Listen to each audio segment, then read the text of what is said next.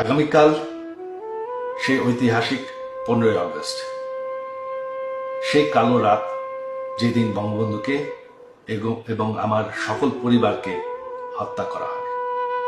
সকল বাঙালির কাছে আমার আহ্বান যে আপনারা যদি স্বাধীনতার চেতনায় বিশ্বাস করেন, আগামীকাল সেই ঐতিহাসিক 32 নম্বর বাড়িতে গিয়ে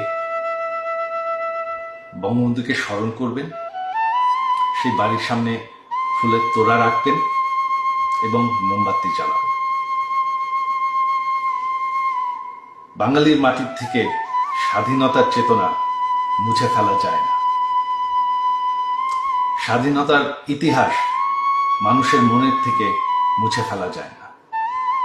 আর বঙ্গবন্ধুকে বাংলাদেশের মানুষের মনের থেকে মুছে ফেলা যায় না। 32 নম্বর একটি বাড়িটি আর নেই, তবে সেই 32 নম্বর ধানমন্ডি ঠিকানাটি এখনো আছে, সেই মাটিটি এখনো আছে। আর মাটি কোনোদিন মুছে ফেলা যায় না, চেতনা কোনোদিন মুছে ফেলা যায় না।